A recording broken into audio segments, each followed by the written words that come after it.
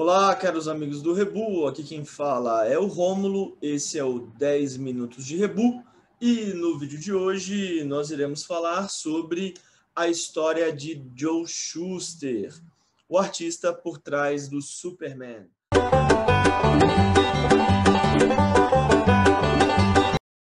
Mais um gibizinho aqui para a gente comentar, indicar aí para vocês. Eu estou procurando aqui, melhorar um pouco a minha capacidade de análise e de leitura de histórias em quadrinhos, então eu estou lendo muita história em quadrinho e por isso vai vir muito vídeo de história em quadrinho por aí.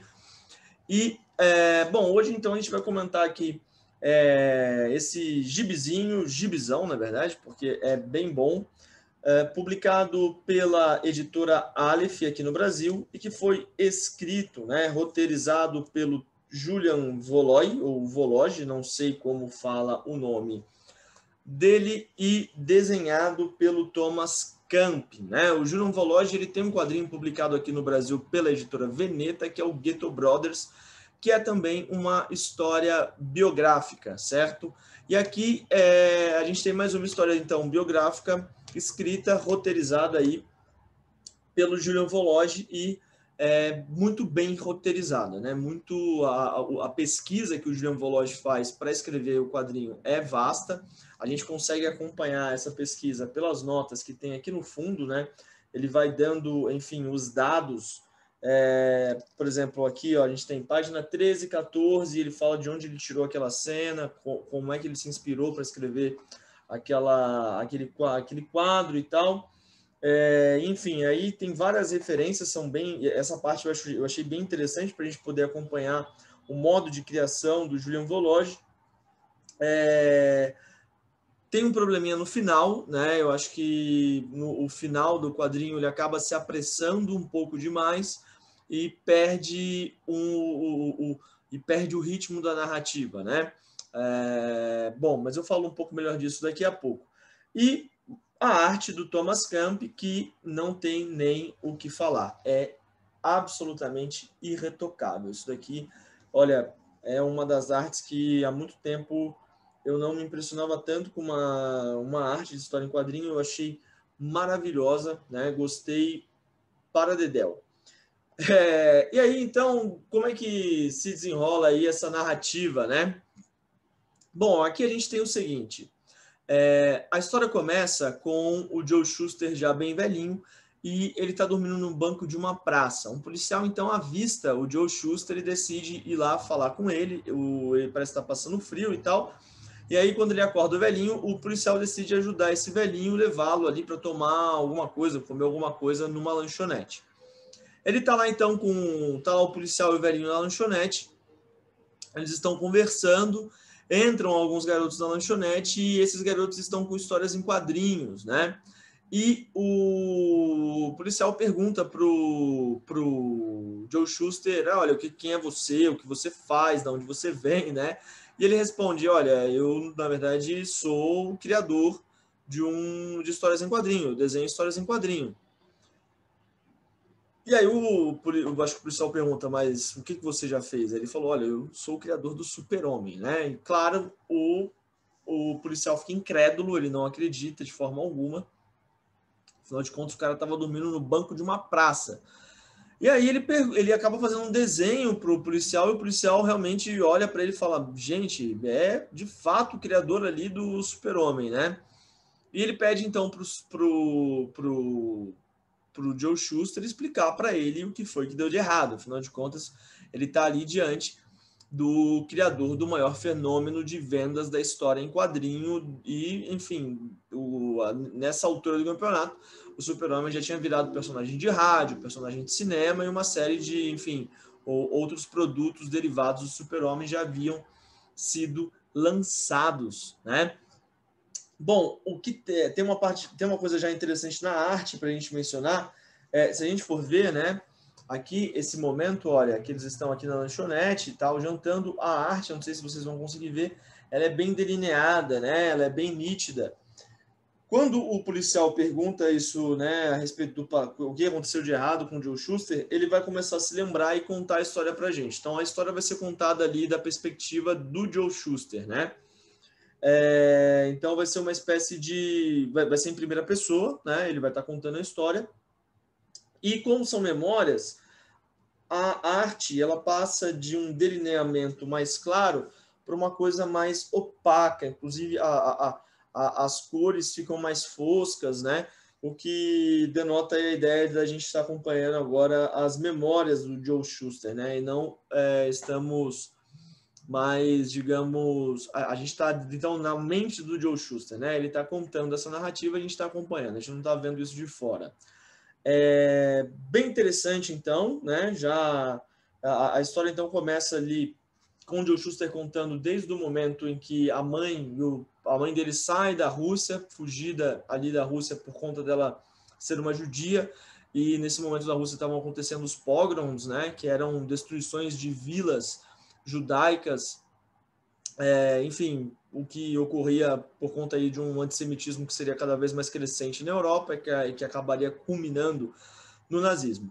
E a história, então, parte desde esse ponto aí, até depois, quando ela encontra o pai do Joe Shuster em Roterdã, eles vão para os Estados Unidos até o momento em que ele já está ali, e isso se passa bem rapidamente, até o momento que ele chega na sua adolescência em Cleveland, quando ele encontra o seu parceiro criativo, que é o Jerry Siegel, né? E aí a gente vai ver os dois trabalhando juntos, né? Esses dois autores, né? O desenhista Joe Shuster e o roteirista Jerry Siegel se dão muito bem, eles são amigos e eles vão criar algumas histórias em quadrinhos, né? Vão publicar algumas histórias em quadrinhos, a princípio no jornalzinho da escola, e depois eles vão conseguir publicar numa editora que já paga para eles, né? Eles vão poder receber alguma coisa com isso, até o momento em que essa editora, em que eles publicam histórias que não são ainda as histórias do Superman, é vendida para dois personagens reais, né? Dois personagens, não que os outros não fossem reais, mas dois personagens conhecidos, famosos aí e que são importantíssimos para a indústria dos quadrinhos, né? Tão importantes, não tão importantes, mas que protagonizam aí também a criação da maior editora da segunda maior editora de quadrinhos, e que já foi a primeira, que é a DC Comics. Essa história desses caras que compram essa editora, né, onde o Jerry Siegel e o Joe Shuster publicavam histórias em quadrinhos de detetives, na verdade, no começo, ela é contada um pouco melhor, né, que é a história do Harry Donenfeld e do Jack Leibowitz. Ela é contada um pouco melhor nesse livro aqui, tá? Os Homens do Amanhã, que conta aí o contexto histórico, né? Aqui está escrito, ó, Geeks, Gangsters e o Nascimento dos Gibis, é o subtítulo do livro do Jared Jones, né? É um livro que, assim, acho que só dá para encontrar em sebo, e acho difícil que seja republicado. O autor, ele foi condenado por pedofilia, né? Então, assim, é um livro... enfim, aqui, lendo o livro, não dá para perceber nada disso, né? É um livro, uma pesquisa histórica e tal, um livro muito bem escrito, mas eu acho que o livro não vai ser republicado nunca mais, talvez, não sei, nunca mais é um pouco complicado falar nunca mais, mas vai ser muito difícil que ele seja republicado por conta dessas questões aí do autor, né? Mas é um livro que, para quem quer conhecer melhor esse contexto histórico da origem das indústrias em quadrinhos, né? Das histórias em quadrinhos, é bem interessante. E é um momento também que enfim, retratado de uma maneira muito mais sucinta aqui na história do Joe Shuster, porque quando o Harry Donenfeld e o Jack Leibowitz compram a editora na qual o Joe Shuster e o Jerry Siegel publicavam suas histórias de detetives, eles pedem outras histórias para publicarem. É importante dizer que eles compraram a compra da editora feita por esses dois. É, na verdade, uma compra onde não havia a tentativa de lucrar com a editora, né? A ideia, a princípio, ali era, na verdade, criar um meio pelo qual eles conseguiriam lavar dinheiro e tal. Os dois eram envolvidos ali, sobretudo o Harry Donenfeld, com a máfia, né? Ele era muito amigo do Frank Costello, então tem todo um cenário aí da máfia da década de 30, que se relaciona também com o surgimento das indústrias em quadrinhos, que é contado aqui nos Homens do Amanhã. É bem interessante de acompanhar isso.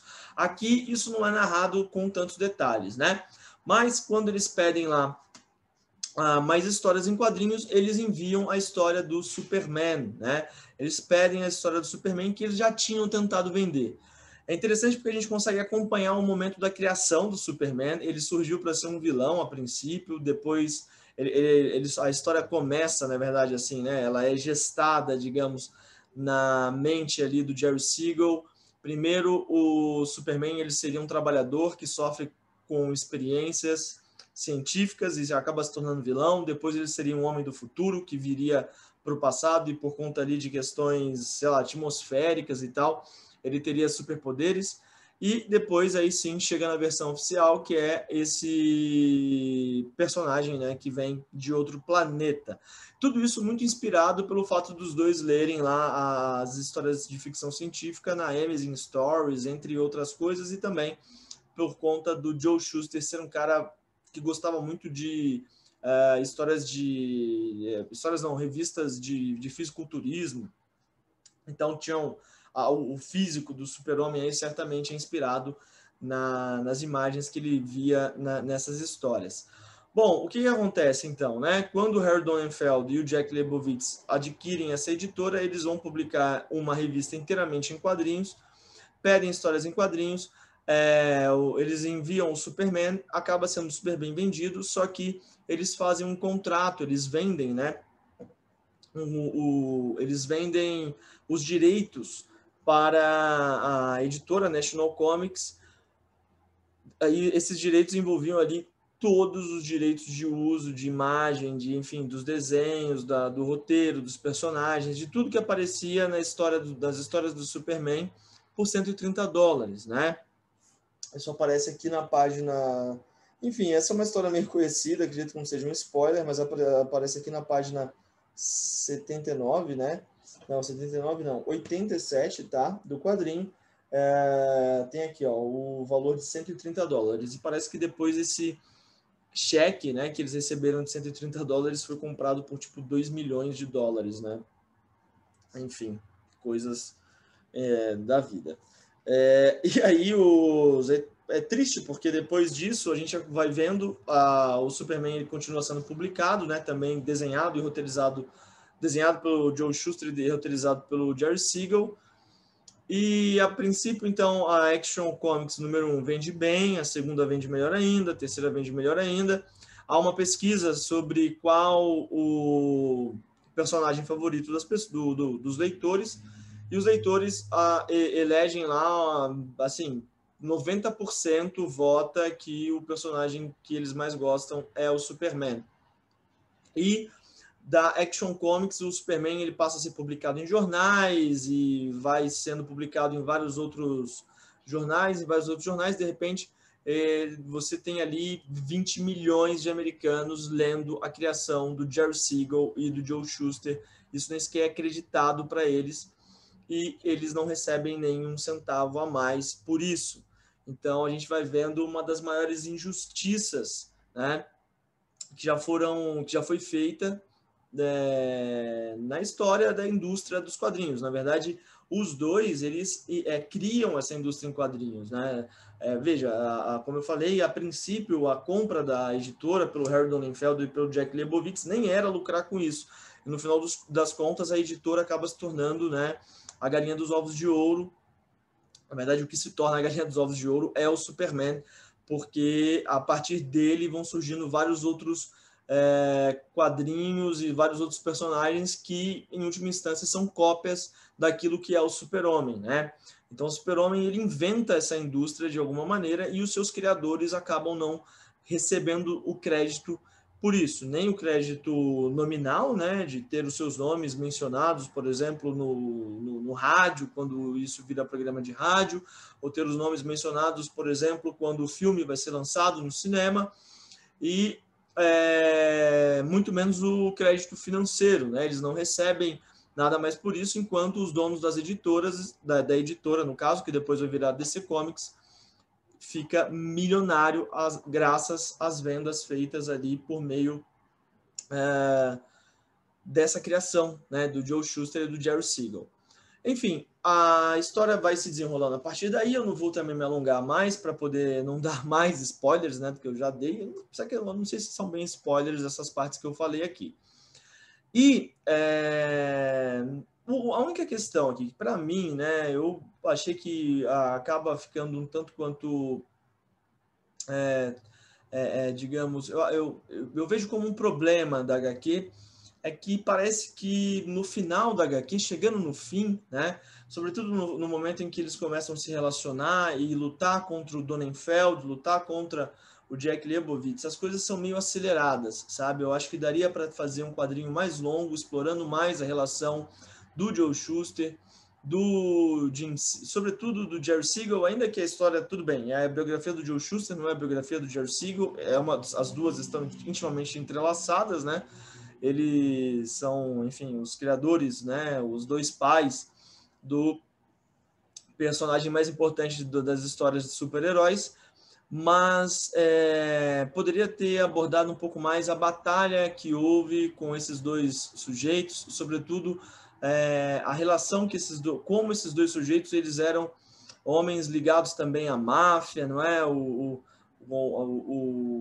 Donenfeld ligado ao Frank Costello, como essas questões elas foram determinantes também ali para a negociação que o Jerry Siegel e o Joe Shuster fizeram com essa editora. Eu acho que daria para ter prolongado um pouco mais e, sobretudo, ter explicado um pouco melhor como foi que as coisas terminaram, sabe? Porque você vem acompanhando assim a narrativa e chega no fim, de repente, e aí aconteceu isso, aquilo outro, pá, acabou. Então, eu acho que o final da narrativa, ela peca um pouco, sabe? Eu fiquei um pouco com essa sensação. Mas também, assim, quem é fã do Super-Homem, quem é fã de história em quadrinho, quem gosta de história das histórias em quadrinhos, vai, de qualquer modo, se deliciar com isso daqui, porque, a despeito desse final que é um pouco problemático, o resto é realmente sensacional. E, enfim, e a história é muito boa, né? O desenho é lindo, o desenho é muito bonito, né? Aqui a gente tem uma carta, né, que na íntegra, né, que o Jerry Siegel ele envia para os membros da indústria dos quadrinhos. Tem a presença aqui de outras pessoas importantes das indústrias das histórias em quadrinhos que aparecem, como Stan Lee, Bob Kane, que é um cuzão de novo, né? Meu Deus do céu, Bob Kane é muito cuzão, né? Bob Kane, ele é o criador do Batman. Ele fode um pouco também com o Jerry Siegel e com o Joe Shuster. Esse cara ele é muito cuzão, enfim. Tem uma história em quadrinho também com a biografia dele, pode ser que eu volte aqui em algum outro momento para falar.